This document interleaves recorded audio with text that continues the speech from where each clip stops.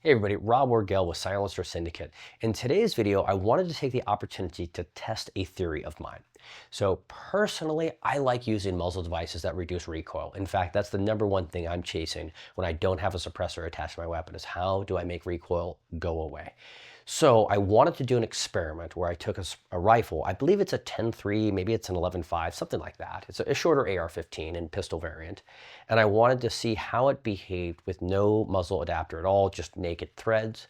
And then I wanted to compare that to an open Tine SilencerCo flash hider. Because we noticed in our previous video, there was a lot of comments back and forth as to who likes what in regards to flash hiders or muzzle brakes. And I think that there are some facts that are being overlooked, or at least I think they're facts. And I wanted to test if they were just theories of mine or if they were accurate to what I consider to be true. So we're going to take a naked AR-15 with no muzzle device at all, and then we're going to compare that to the flash hider. In this case, we've got the 3-prong open tine SilencerCo flash hider.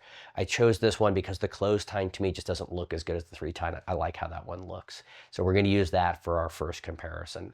Personally, I think we're going to get very similar results because this doesn't offer much for recoil reduction. Next is something I've never tested before, and that's the Silencer Compensator.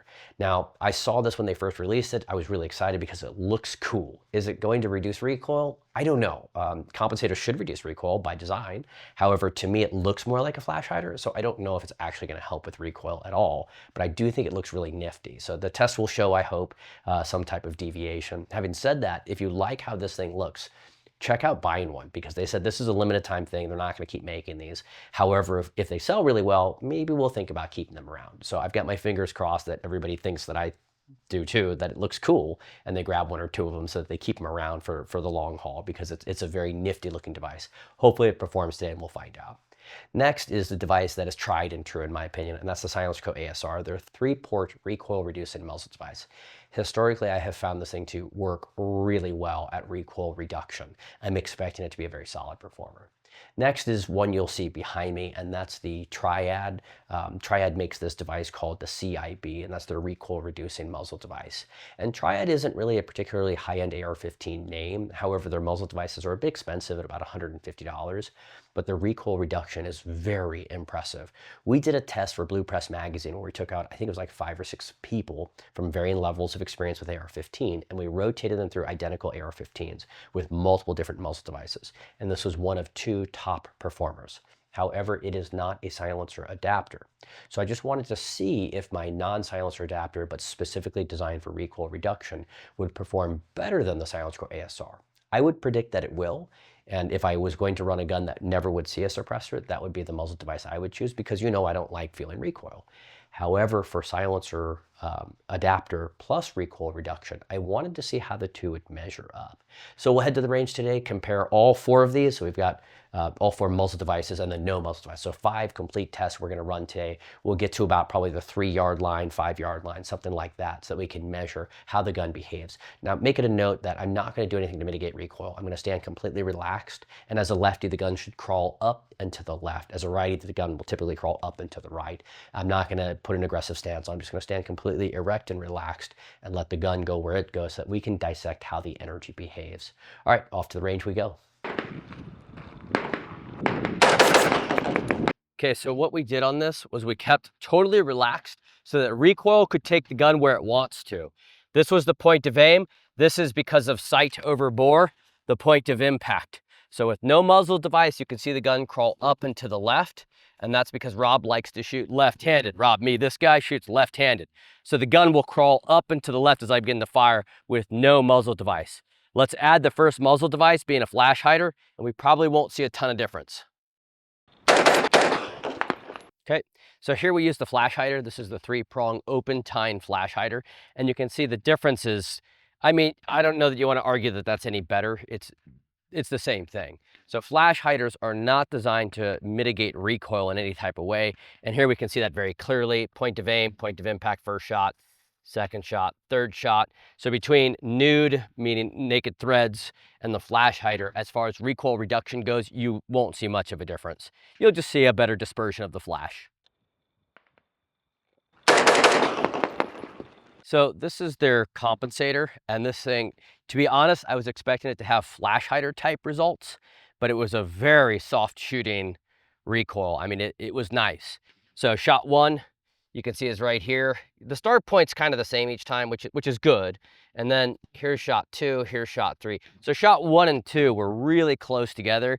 Shot 3, it kind of started to creep a little bit to the left, but I mean, by comparison to a flash hider or nude, this compensator is substantially effective and very soft shooting.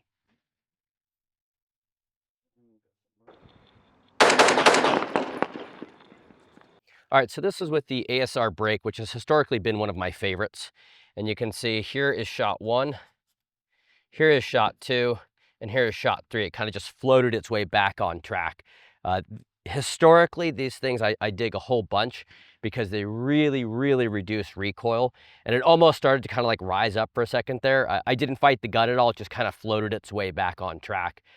I really like these things. There is one muzzle device that I like a little bit more than these when it comes to recoil reduction, but it's not a silencer adapter. So I'm going to screw that on and we're going to see what kind of difference we notice. And this is going to be the TRYBE CIB. We'll run that one next.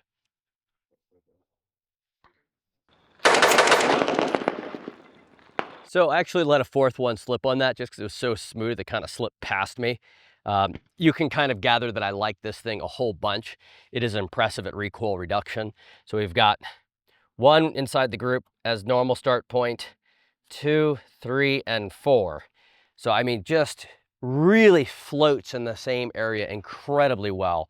So while it's not a suppressor adapter, the point is, as far as suppressor adapters go, one of my favorites is the SilencerCo ASR. I think that the dead air chemo muzzle brake is also a really good contender. I just find it to be a little bit louder than I like. The ASR is still loud, just not quite as obnoxious.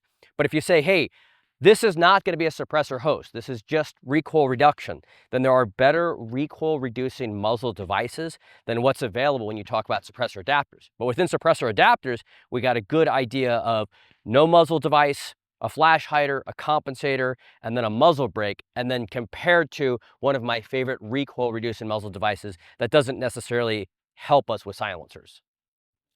With our test now complete, what we found is kind of what we expected to. I'm a little bit surprised at the compensator and how effective it was, but let's go back and break down these results. So 1, we've got sight over bore. So you'll see where I put a little black dot on the upper portion of the chest. That's where I rested my dot for the first of each shot. You can see there's a certain level of consistency where each first round started there, and then the gun would crawl up due to recoil, or with the good muzzle device, would kind of dance around in the same area. So the results relatively obvious. I mean, I'm really happy with them. And that is no muzzle device crawls up and to the left. Oddly and almost identically, the 3-prong flash hider hit the same exact points. So I guess there's something to be said about consistency taking place in our test, which is great. The compensator really did surprise me. Not only did it perform well, but it felt really good. It felt much more like a muzzle brake than any type of a flash hider. So it did do a good job at recoil reduction. However, you do see it crawl just a little bit off to the left there. I'm surprised. I like how it looks, and I bet you all things considered, if you're worried about the neighbors and the muzzle blast and all that, all things considered, that compensator is a really cool device. Next is the tried and true, and that ASR brake really stayed steady on target. Another weird thing I found with it was one of my 7-inch guns, the really short gun, it even more stays on track. So it seems that the shorter the barrel, the more that muzzle brake gets to play a role. And then finally, we hopped back over to my favorite muzzle device, which is not a suppressor adapter, and it stayed even more steady. In fact, so steady that I slipped out an extra round, not even really thinking about it, just because it's so darn smooth to shoot.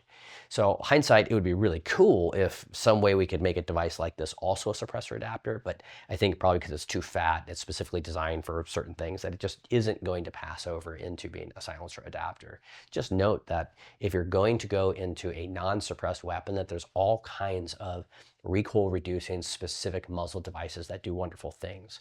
But if you're going to stay in the, well, it's for a suppressor adapter, then here are some solid contenders and why, and with good clarity now, why I choose the ASR muzzle brake specifically for recoil reduction.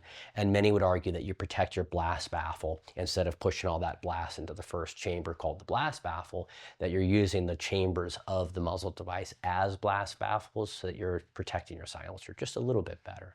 Anyways, this has been the results of the experiment we did today. It's relatively conclusive in my opinion. I'm glad I got to learn this information. And as subjective as it might be, I see how it applies to me, my body, and my style of shooting. And I hope that you all gain some good information from this and can now purchase the muzzle devices you would like for good reason. As always, like, comment, subscribe, and we'll see you in the comment section.